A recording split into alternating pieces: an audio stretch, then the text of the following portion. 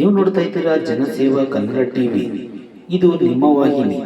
ಇದ್ದದ್ದು ಇದ್ದಾಗೆ.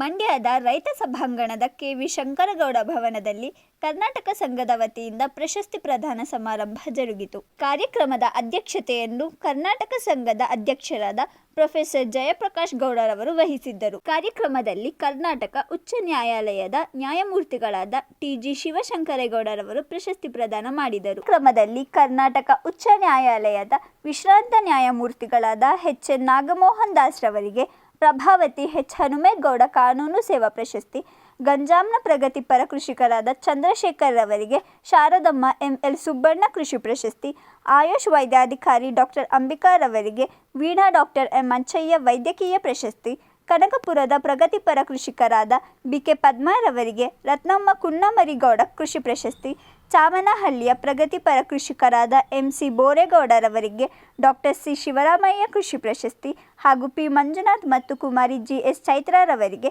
ವಿದ್ಯಾರ್ಥಿ ಪ್ರತಿಭಾ ಪುರಸ್ಕಾರ ಪ್ರದಾನ ಮಾಡಿ ಗೌರವಿಸಲಾಯಿತು. ಕಾರ್ಯಕ್ರಮದಲ್ಲಿ ವಿಶ್ರಾಂತ ಪ್ರಾಂಶುಪಾಲರಾದ ಡಾಕ್ಟರ್ ಮ. Ramakrishna, Kanakapura rural education society ಅಧ್ಯಕ್ಷರಾದ ಎಚ್.ಕೆ. ಶ್ರೀಕಂಠ, ಪ್ರಭಾವತಿ ಹನುಮೇಗೌಡ ಸೇರಿದಂತೆ ಇತರರು ಹಾಜರಿದ್ದರು.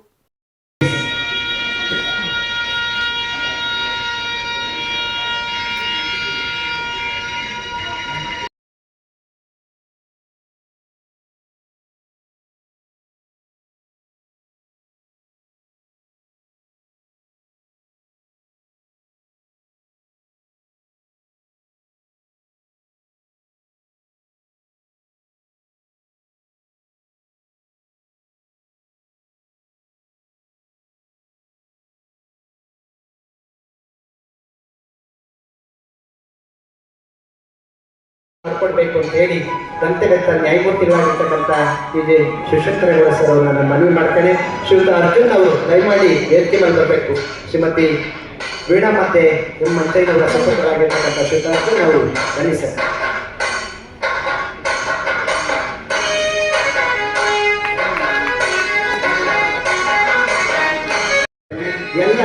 ಎಲ್ಲ ಗಣ್ಯರವರೊಟ್ಟಿಗೆ ಯೋಚಿಸಬೇಕು ಅಂತ ಕೂಡ ಕೋರ್ತೇನೆ.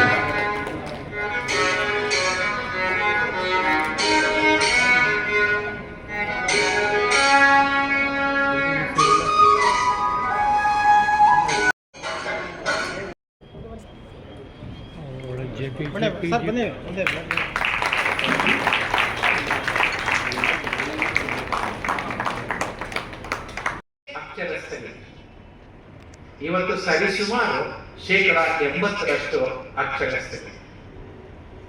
ಹಾಗೆ ಎಲ್ಲ ಅಕ್ಷರಸ್ಥರು ಕಾನೂನಿನ ಜ್ಞಾನ.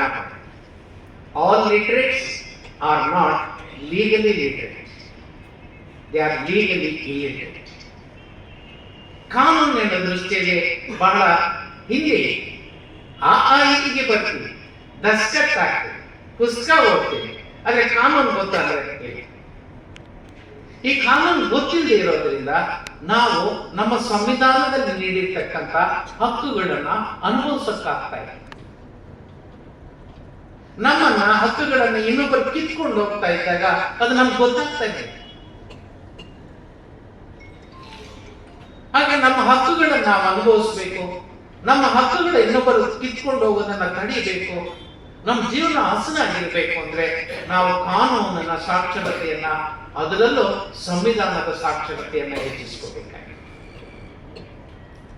ಮೊನ್ನೆ ಒಂದು ಕಾಲೇಜಿನಲ್ಲಿ ಒಂದು ಕಾರ್ಯಕ್ರಮದಲ್ಲಿ ನಾನು ಹೇಳ್ತೇನೆ, ಮೈಸೂರಿನಿಂದ ಒಬ್ಬ ಹುಡುಗ ಟ್ರೈನ್ನಲ್ಲಿ ಬೆಂಗಳೂರಿನಿಂದ ಮೈಸೂರಿಗೆ ಪ್ರಯಾಣ ಮಾಡ್ತಾನೆ. ಮೈಸೂರಿನಲ್ಲಿ ರೈಲ್ವೆ ಸ್ಟೇಷನ್ ಹಿಡಿದು ಹೊರಗಡೆ ಹೋಗ್ಬೇಕಾದ್ರೆ ಆ ಗೇಟ್ ಅಲ್ಲಿ ಉದ್ದದ ಒಂದು ಕಬ್ಬಿಣದ ರಾಡ್ ಇರ್ತದೆ. ಅದೇನೋ ಅದು ಯಾರು ಬಿಸಾಕಿದ್ದಾರೆ, ಯಾರು ಎತ್ಕೊಂಡು ಹೋಗ್ತಾ ಇಲ್ಲ, ನನ್ನ ಕಿಟಕಿಗೋ ಬಾಗಿಲಿಗೋ ಆಗುತ್ತೆ ಅಂತ ಹೇಳಿ ಅವನ ಭುಜದ ಮೇಲೆ ಇಟ್ಕೊಂಡು 4 ಹೆಜ್ಜೆ ಹೊರಗಡೆ. ಅಷ್ಟರಲ್ಲಿ ರೈಲ್ವೆ ಪೊಲೀಸ್ನವ್ರು ಬಂದು ನಮ್ಮ ಆಸ್ತಿಯನ್ನ ಇವನು ಕತ್ಕೊಂಡು ಹೋಗ್ತಾ ಇದ್ದಾನೆ ಅಂತ ಹೇಳಿ ಅವನು ಅರೆಸ್ಟ್ ಮಾಡಿ ಮ್ಯಾಜಿಸ್ಟ್ರೇಟ್ ಮುಂದೆ ನಿಲ್ಲಿಸಿ. ಮ್ಯಾಜಿಸ್ಟ್ರೇಟ್ ಅವರು ನೋಡಿದ್ರು. ಪಕ್ಕದಲ್ಲಿ ಕಾಣುವ ಬೆಲ್ ಬಟನ್ ಮೇಲೆ ಕ್ಲಿಕ್ ಮಾಡಿ ಹಾಗೂ ಲೈಕ್ ಮಾಡಿ, ಶೇರ್ ಮಾಡಿ, ಕಮೆಂಟ್ ಮಾಡಿ.